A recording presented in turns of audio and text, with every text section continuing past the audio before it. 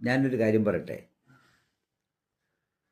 നമ്മുടെ റോഡിൽ ആട്ടോയും കാറും ബസ്സും അല്ലെങ്കിൽ ആട്ടോയും ബൈക്കും തമ്മിൽ തട്ടിമുട്ടി ചില വാക്ക് തർക്കങ്ങളൊക്കെ ഉണ്ടാകാറുണ്ട്. പല കാരണങ്ങൾ കൊണ്ടും ഇങ്ങനെ ഉണ്ടാകാമെങ്കിലും ഞാൻ പ്രധാനമായിട്ട് കാണുന്നത് ഇൻഡിക്കേറ്റർ എന്നൊരു കാര്യമാണ്. പല സ്കൂട്ടറിലും ആട്ടോയിലും കാറിലും വലത്തോട്ട് തിരിയുവാനുള്ള ഒരു വാഹനം ഇടത്തോട്ടുള്ള ഇൻഡിക്കേറ്റർ ഇട്ടുകൊണ്ട് ഇങ്ങനെ കുറേ നേരെ യാത്ര ചെയ്യും. അപ്പോൾ ആ ഇൻഡിക്കേറ്റർ ഓഫ് ചെയ്യാൻ മറന്നു പോകുന്നു. അതിന് കാരണം ചിലപ്പോൾ ബസ്സർ ഇല്ലാത്തത് കൊണ്ടായിരിക്കും. കാറിനകത്താണെങ്കിൽ ബസ്സറുണ്ട്, പക്ഷെ സൗണ്ട് വളരെ കുറവായിരിക്കും. സ്കൂട്ടറിൽ ഇപ്പോൾ ബസ്സറൊന്നും ആരും വയ്ക്കാറില്ല, ആട്ടോയിൽ ആരും വയ്ക്കാറില്ല. പക്ഷേ റോങ് ആയിട്ട് ഇൻഡിക്കേറ്റർ കിടന്ന് വലത്തോട്ട് തിരിയുമ്പോഴാണ് പിറകിൽ വരുന്നവൻ ഇടിക്കുന്നതും അവൻ മറിഞ്ഞു വീഴുന്നതും. അപ്പോൾ ഇത്തരം കാര്യങ്ങളൊക്കെ നമുക്ക് ഒഴിവാക്കാവുന്നതേ ഉള്ളൂ. ബസ്സർ വയ്ക്കണമെന്ന് RTO റൂളൊന്നും പറയുന്നില്ല. പക്ഷേ ഇൻഡിക്കേറ്റർ ഇടുമ്പോൾ ശരിയായ രീതിയിൽ ഇൻഡിക്കേറ്റർ ഇട്ടതിന് ശേഷം ഉടനെ ഓഫ് ചെയ്യുക എന്ന് പറയുന്നതാണ് നമ്മുടെ ഡ്യൂട്ടി. അതൊരിക്കലും മറക്കരുത്, അത് ഏത് വാഹനമായിരുന്നാലും. അതുപോലെ തന്നെ നമ്മുടെ വാഹനങ്ങൾ യഥാർത്ഥത്തിൽ ഇടത്തോട്ടോ വലത്തോട്ടോ തിരിയുമ്പോൾ പകൽ സമയവും രാത്രി സമയവും ഹാൻഡ് സിഗ്നൽ ഉപയോഗിക്കണം നിയമം പറയുന്നുണ്ട്. പക്ഷെ നമ്മളത് ആരും ചെയ്യാറില്ല. വലത്തോട്ട് തിരിയുമ്പോൾ കൈ വലത്തോട്ട് പുറത്തോട്ട് കാണിച്ചുകൂടെ? അങ്ങനെ ഒരു ഇൻഡിക്കേറ്റർ കൂടെ ആകില്ലേ? അപ്പോൾ അത് നമ്മൾ ചെയ്യാൻ പഠിക്കും. ലൈസൻസ് കിട്ടുമ്പോൾ മാത്രമേ ഇത്രയും കാര്യങ്ങൾ, ആ ലൈസൻസ് കിട്ടുവാൻ വേണ്ടിയുള്ള പരീക്ഷയ്ക്ക് നമ്മളിതെല്ലാം കൃത്യമായി കാണിക്കും. ലൈസൻസ് കിട്ടിക്കഴിഞ്ഞാൽ ഇതെല്ലാം നമ്മൾ മറന്നു പോകുന്നു. ആ മറന്നു പോകുന്നതിന് കാരണം അതിൻ്റെ പ്രത്യാഘാതം ധാരാളം അപകടങ്ങൾ ഉണ്ടാകുന്നു. അപ്പോൾ അപകടങ്ങൾ ഉണ്ടാകുന്നതിന് കാരണം നമ്മൾ തന്നെയല്ലേ എന്ന് അല്പം ചിന്തിച്ചു നോക്കൂ.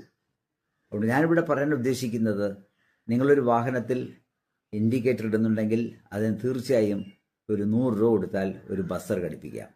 അപ്പോൾ ബസ്സർ ഘടിപ്പിച്ചു കഴിഞ്ഞാൽ വേണമെങ്കിൽ ആ സമയത്ത്, അത്യാവശ്യ സമയത്ത് ബസ്സർ ഓൺ ചെയ്യുകയും ഓഫ് ചെയ്യുകയും ചെയ്യാൻ സാധിക്കും.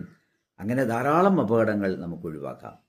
ഇത് ശ്രദ്ധിച്ചു നോക്കൂ. നിങ്ങൾ ഒരു മണിക്കൂർ എവിടെയെങ്കിലും ജംഗ്ഷൻ റോഡിൽ നിന്നിട്ട് ഇങ്ങനെ ഓരോരുത്തരും ഇൻഡിക്കേറ്റർ ഇട്ടിങ്ങനെ വണ്ടി പോകുന്നതേ കാണാം. ചിലപ്പോൾ ഇൻഡിക്കേറ്റർ കിടക്കുന്ന ഒന്ന് ഓഫ് ചെയ്യുമെന്ന് ഒന്ന് പറഞ്ഞു നോക്കിക്കേ.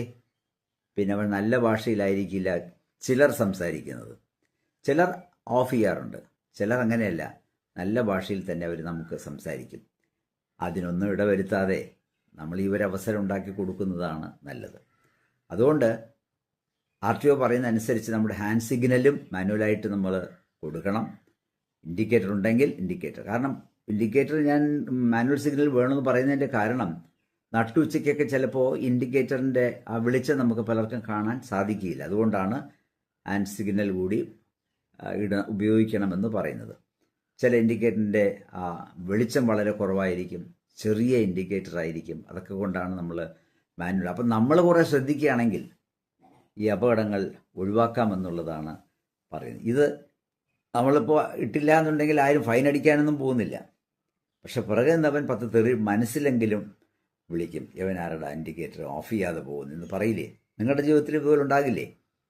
ഇനി മറ്റൊരു കാര്യം, നമ്മുടെ വാഹനത്തിൽ ഗ്ലാസ്സുകളെല്ലാം ടൈറ്റ് ചെയ്ത് പോകുന്ന ഒരുപാട് ഡ്രൈവേഴ്സുണ്ട്. അവർ ഒരു യാത്രയിൽ ഒരു 10 പ്രാവശ്യമെങ്കിലും മുന്നേ പോകുന്ന ഒരുത്തനെ ചീത്ത വിളിക്കാതിരിക്കില്ല. മനസ്സിനകത്തെങ്കിലും ചീത്ത വിളിക്കുക, ഇവൻ ആരടാ, എന്ത് സിഗ്നലാ, ഇങ്ങോട്ടാ പോകുന്നത്, വലത്തോട്ട് തിരിഞ്ഞു, ഇങ്ങനെയൊക്കെ നമ്മളും പറയാറുണ്ട്. ആ പറയുന്നതിനകത്തുള്ള ഒരു പ്രധാനപ്പെട്ട കാരണം ഞാൻ ചൂണ്ടിക്കാണിച്ചു എന്ന് മാത്രം. അപ്പം അതുകൊണ്ട് സിഗ്നലിന് നമ്മൾ ഒന്ന് ഹാൻഡ് സിഗ്നൽ കാണിക്കുക, അതുപോലെ ഒരു ബസ്സർ നിങ്ങളുടെ വാഹനത്തിൽ ഘടിപ്പിക്കൂ. ഒരുപാട് ആക്സിഡൻറ്റുകൾ നമുക്ക് ഒഴിവാക്കാൻ സാധിക്കും. അങ്ങനെയല്ലേ? ഒന്ന് ആലോചിച്ച് നോക്കൂ, ആലോചിച്ചതിന് ശേഷം തീരുമാനിക്കൂ.